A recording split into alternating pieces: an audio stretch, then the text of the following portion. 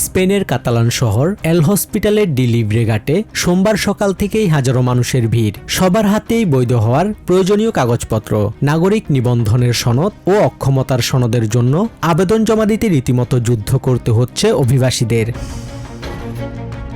সরকার প্রক্রিয়াটিকে সহজ করার প্রতিশ্রুতি দিলেও আলমেরিয়ার মতো শহরে পরিস্থিতি কিছুটা ভিন্ন, যেখানে মধ্যরাত থেকেই লাইনে দাঁড়িয়েছেন অনেকেরই শিক্ষাগত যোগ্যতা না থাকায় বা সরকারি নিয়ম সম্পর্কে স্পষ্ট ধারণা না থাকায় তারা দাপ্তরিক জটিলতায় পড়ছেন। আমি রাত 1টায় এখানে এসেছি। সবচেয়ে হতাশাজনক বিষয় হলো এই দীর্ঘ অপেক্ষা এবং লাইনের শৃঙ্খলা বজায় না থাকা। অথচ আমাদের সবার লক্ষ্য একটাই, বৈধ কাগজপত্র পাওয়া।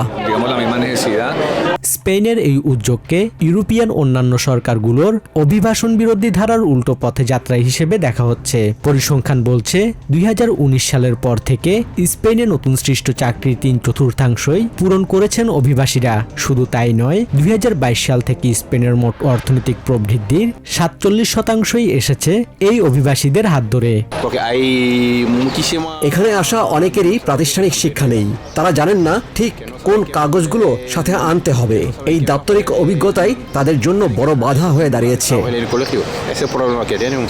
এই চাপ সামলাতে স্পেন সরকার 54টি অভিবাসন অফিসের মধ্যে মাত্র 5টিতে সরাসরি আবেদন নিচ্ছে। বাকি আবেদনগুলো post office, social security office ও বিভিন্ন এনজিওর মাধ্যমে বন্টন করে দেওয়া হয়েছে। এর মাধ্যমে সিস্টেমের উপর চাপ কমানোর চেষ্টা করা হচ্ছে।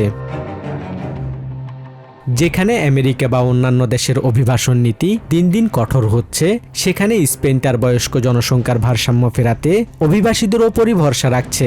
সংশ্লিষ্টদের ধারণা, এই গণবৈধকরণ প্রক্রিয়া গতিশীল করতে পারে স্পেনের অর্থনীতিকে। Basudebnath, TVN 24 news desk.